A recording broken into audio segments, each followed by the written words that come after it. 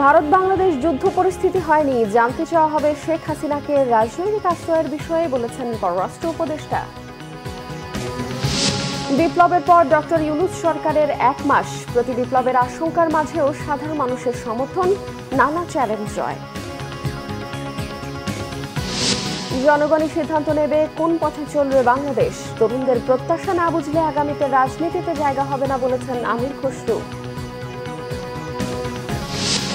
আশুলিয়ায় খুলেছে পোশাক কারখানা, সমঝোতা হয়নি সব মালিকের সাথে, কয়েকটিতে শ্রমিক বিক্ষোভ।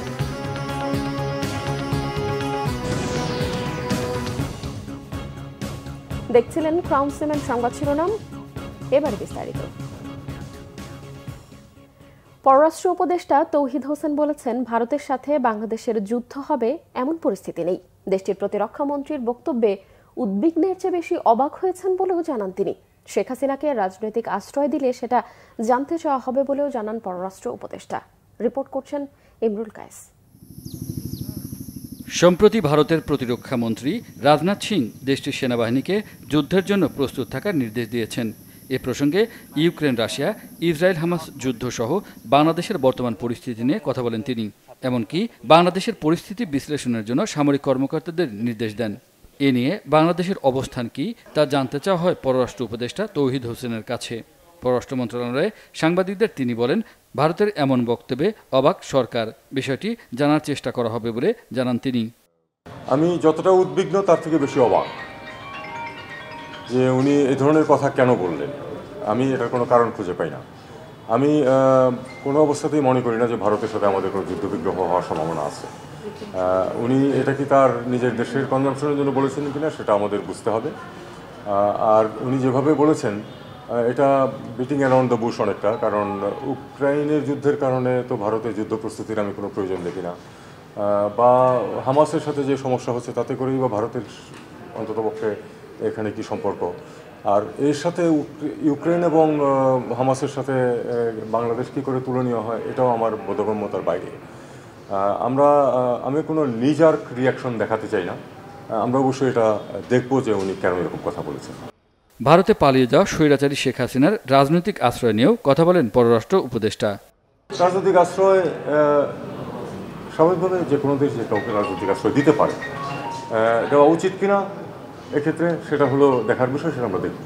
আর কোনো রোহিঙ্গাকে আশ্রয় দেওয়া হবে না জানিয়ে তিনি বলেন, যারা আশ্রয় দেওয়ার পরামর্শ দিচ্ছে তারাই বরং রোহিঙ্গাদের নিজ দেশে নিয়ে যাক।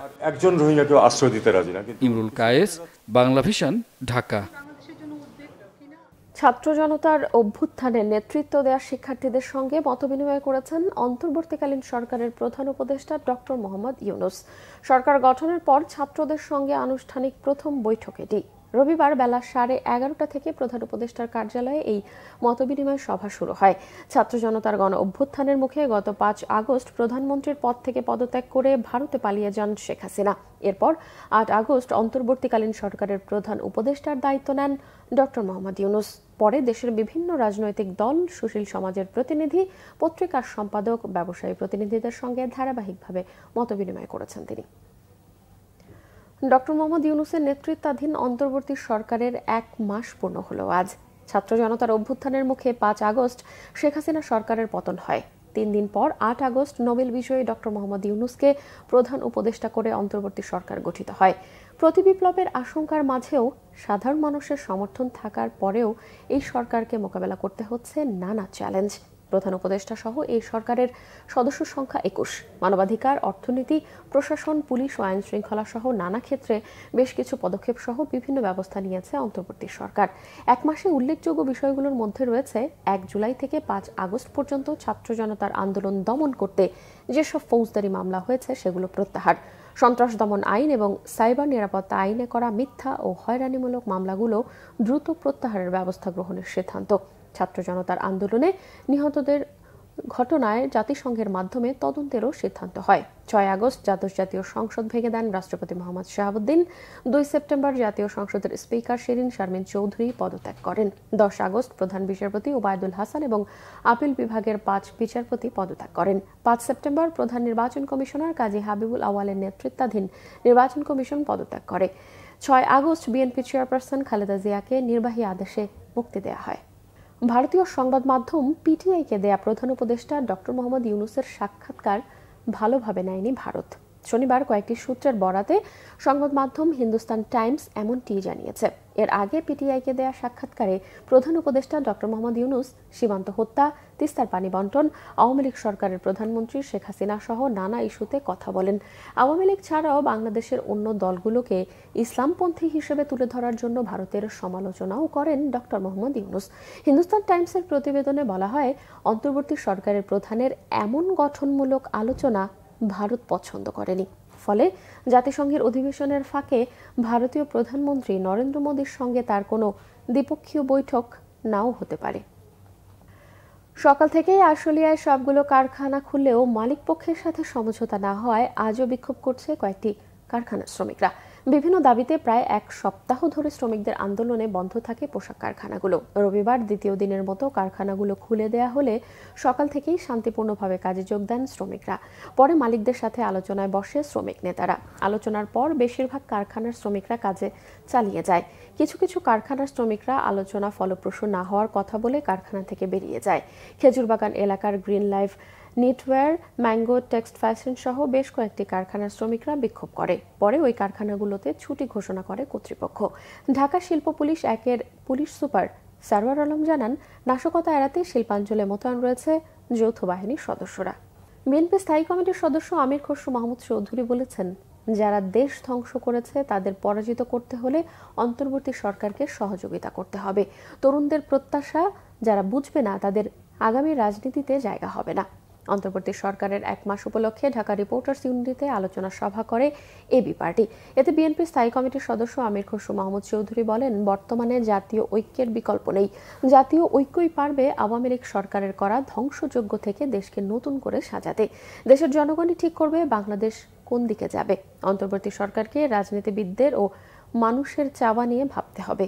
নতুন বাংলাদেশে মানুষ পরিপূর্ণভাবে তার সামাজিক, রাজনৈতিক, অর্থনৈতিক সকল অধিকার চায়।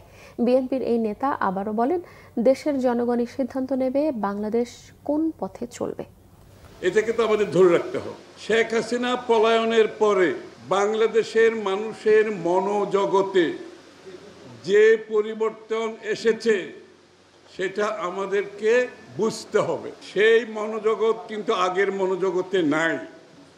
এই মনোজগৎ হচ্ছে বাংলাদেশের মানুষ তার রাজনৈতিক, সাংবিধানিক, গণতান্ত্রিক অধিকার ফিরে পেতে চায় পরিপূর্ণভাবে।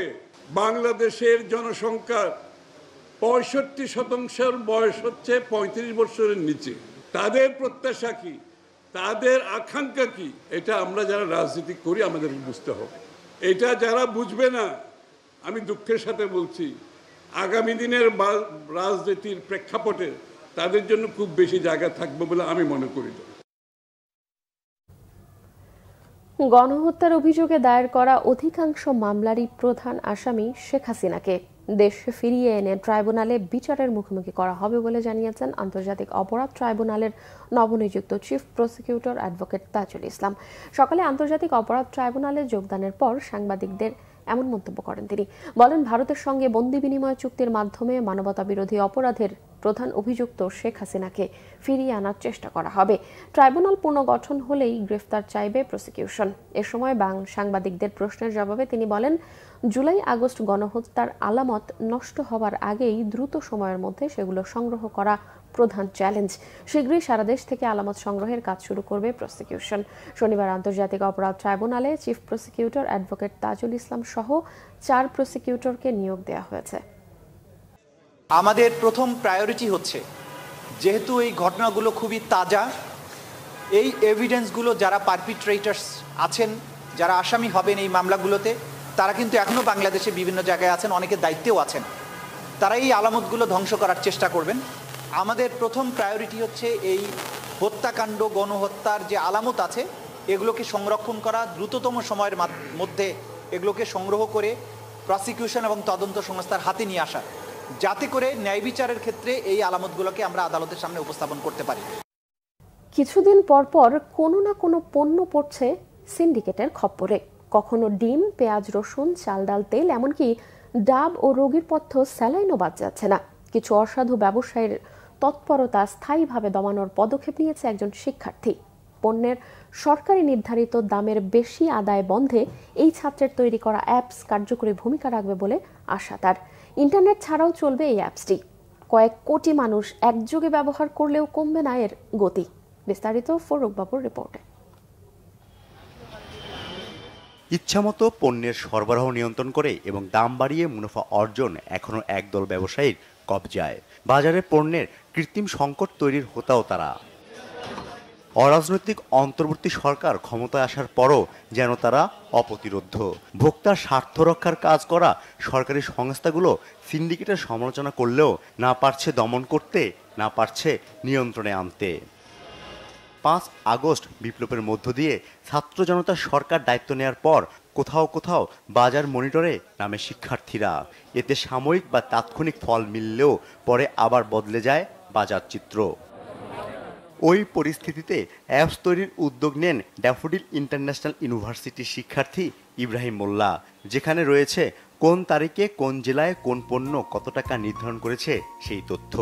এর ফলে বন্ধ হবে ব্যবসায়ীদের অতিরিক্ত মুনাফা আদায়। অ্যাপসে যুক্ত থাকবে ওই এলাকার দায়িত্বশীল ভোক্তা অধিদপ্তরের কর্মকর্তাদের ফোন নম্বরও।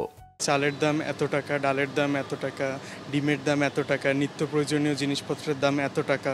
কিন্তু আপনি চাইলেই ফেসবুক পোস্টটা দোকানদারকে দেখাতে পারবেন না। সরকারের প্ল্যাটফর্ম থাকতো যেখানে সরকার নিত্য প্রয়োজনীয় যে সকল দ্রব্যের দাম রেগুলেট করতে চান সেইগুলো এই অ্যাপসের মাধ্যমে আপডেট করে দিল এবং জনগণ, বাংলাদেশের 18 কোটি জনগণ জেলাভিত্তিক সেই দামগুলো তাদের ফোনে 1 সেকেন্ডে হাতের নাগালে পেয়ে গেল। এখন কোনো দোকানদার যদি তার কাছ থেকে প্রাইস বেশি চায় তখন সে বলতে পারবে যে ভাইয়া দেখো, আজকে তো আমাদের জেলায় ডিমের দাম 40 টাকা হালি, সর্বোচ্চ গভর্নমেন্ট দাম এটা নির্ধারণ করে দিয়েছে, আপনি কেন বেশি চাচ্ছেন। এটা জনগণের যেমন সুবিধা তেমনই দোকানদারেরও সুবিধা। দোকানদার যখন তার ডিস্ট্রিবিউটারের কাছ থেকে ডিম কিনবে সে বলবে যে ভাইয়া আমার তো আজকে 40 টাকা আমি ম্যাক্স সেল করতে পারবো, তাহলে আপনি যদি আমাকে 45 টাকায় অফার করেন আমি এটা বেচবো কীভাবে। তখন আবার ডিস্ট্রিবিউটার তার আবার হায়ার লেভেলে কন্ট্যাক্ট করবে যে আমি তো এই প্রাইস রেঞ্জে সেল করতে পারছি না। অর্থাৎ বাজারের যে সিন্ডিকেট লো লেভেল থেকে হাই লেভেলে ব্রেক করবে। সকল বয়সের মানুষের কথা বিবেচনা নিয়ে নির্মাণ করা হয়েছে বাজার মনিটরিং অ্যাপস। বাজার মনিটরিংয়ের সুবিধার জন্য সরকারকে এই অ্যাপস বিনামূল্যে দিতে চান এই শিক্ষার্থী। অ্যাপস পরিচালনা করতে দিতে হবে না গ্রাহকের ব্যক্তিগত তথ্য। যখন কোনো সফটওয়্যার কোম্পানিকে গভর্নমেন্ট টেন্ডার দিবেন তখন ওরা আবার কি করে, পুরনো কোনো পণ্য যেটা আপনি অ্যাড আছে আপনি ওটা রেগুলেট করতে চাচ্ছেন না, ওগুলো রিমুভ করতে বা অ্যাড করতে তখন আবার সেই সফটওয়্যার কোম্পানিকে কিছু চার্জ দিতে হয়। কিন্তু সেই জায়গায় আমাদের এই অ্যাপসে আপনি কোনো নতুন পণ্য রেগুলেট করতে চান, আপনি আপনার ওই অ্যাপসের অ্যাডমিন প্যানেল থেকেই সরকার সেই পণ্যটা অ্যাড করতে পারবেন এবং যদি কোনো পণ্য রেগুলেট এখন না করতে চান সরকার তার এন্ড থেকেই অ্যাপটা রিমুভ করতে পারবে, খাদ্যের ক্যাটাগরিটা রিমুভ করতে পারবে। সুতরাং সরকারের কোনো সফটওয়্যার ডেভেলপার কোম্পানির সাথে কথা বলতে হচ্ছে না এবং সম্পূর্ণ স্বাধীনভাবেই সরকার এই কাজটা করতে পারবেন। বাজার মনিটরিং অ্যাপস ব্যবহারে সরকারের কোনো অর্থ খরচ হবে না, দরকার হবে না অতিরিক্ত জনবলের। ফরুক বাবু, বাংলা ভিশন, ঢাকা। আজ থেকে শুরু হয়েছে বৈষম্য বিরোধী ছাত্র আন্দোলনের বিভাগীয় ও জেলা পর্যায়ের সফরের অংশ হিসেবে আজ বৈষম্য বিরোধী ছাত্র আন্দোলন চট্টগ্রাম বিশ্ববিদ্যালয়ের উদ্যোগে ছাত্র জনতার গণ অভ্যুত্থান পরবর্তী রাষ্ট্র সংস্কার নিয়ে চট্টগ্রাম বিশ্ববিদ্যালয়ের সাধারণ শিক্ষার্থীদের সাথে মতবিনিময় হয়। বিশ্ববিদ্যালয়ের সমাজবিজ্ঞান অডিটোরিয়ামে মতবিনিময় সভায় বৈষম্য বিরোধী আন্দোলনের কেন্দ্রীয় সমন্বয়ক হাসনাত আবদুল্লাহ, অং মারমা, চট্টগ্রাম বিশ্ববিদ্যালয়ের সমন্বয়ক তালাত রাফি, রাসেল আহমেদ সহ কেন্দ্রীয় সমন্বয়কেরা বক্তব্য রাখেন। মতবিনিময় সভায় সমন্বয়করা যারা ছাত্র জনতার এই বিজয়কে নস্যাৎ করা ষড়যন্ত্রে লিপ্ত তাদের বিরুদ্ধে হুঁশিয়ারি করেন। তারা বলেন একটি পক্ষ সাম্প্রদায়িক দাঙ্গা তৈরির পায়তারা করছে, তাদের বিরুদ্ধে সবাইকে ঐক্যবদ্ধ প্রতিরোধ গড়ে তোলারও আহ্বান জানান তারা। চট্টগ্রাম বিশ্ববিদ্যালয়ে দ্রুত উপাচার্য নিয়োগ দিতে দুদিনের আলটিমেটাম দিয়েছে বৈষম্য বিরোধী ছাত্র আন্দোলনকারীরা। সকালে বিশ্ববিদ্যালয়ের কেন্দ্রীয় শহীদ মিনার চত্বরে অবস্থান কর্মসূচি পালন করে তারা। তখনই এই আলটিমেটাম দেওয়া হয়। এই সময় ছাত্র আন্দোলনের সমন্বয়করা বলেন শেখ হাসিনার পতনের পর বিশ্ববিদ্যালয়ের দলকানা ভিসিকে পদত্যাগে বাধ্য করেন শিক্ষার্থীরা। এরপর থেকেই চট্টগ্রাম বিশ্ববিদ্যালয়ে শিক্ষা কার্যক্রম বন্ধ রয়েছে, ফলে শিক্ষার্থীরা সেশন জটে পড়তে যাচ্ছে। তাই দ্রুত সময়ের মধ্যে অন্তর্বর্তী সরকারকে ভিসি নিয়োগের দাবিও জানান তারা। তার আগে বলেন বিশ্ববিদ্যালয়ের শিক্ষার্থীরা এমন ভিসি চান যিনি শিক্ষার্থী বান্ধব এবং গবেষক হবেন। আগামী দুদিনের মধ্যে ভিসি নিয়োগ না দিলে শিক্ষার্থীরা আরও কঠোর অবস্থানে যাওয়ারও হুঁশিয়ারি দেন। সংবাদ শেষ করব ক্রাউন সিমেন্ট শিরোনামগুলো আরও একবার জানিয়ে। ভারত বাংলাদেশ যুদ্ধ পরিস্থিতি হয়নি, জানতে চাওয়া হবে শেখ হাসিনাকে রাজনৈতিক আশ্রয়ের বিষয়ে বলেছেন পররাষ্ট্র উপদেষ্টা।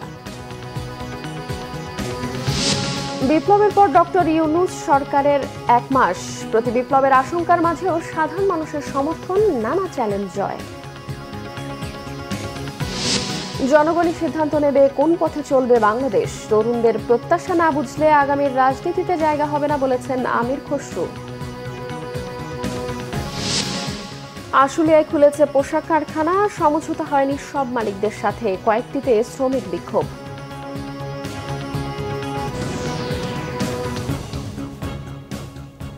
এই ছিল এখনকার মতো, পরের সংবাদ বিকেল 4টায়, এর আগে দুপুর 3টায় রয়েছে নিউজ টপ 10 দেখার আমন্ত্রণ রইল। এছাড়াও বাংলাদেশের সংবাদ ও সংবাদ সংশ্লিষ্ট অনুষ্ঠান দেখতে ভিজিট করুন www.bbnews24.com ও facebook.com/bangladesh এবং সাবস্ক্রাইব করুন youtube.com/bangladeshnews।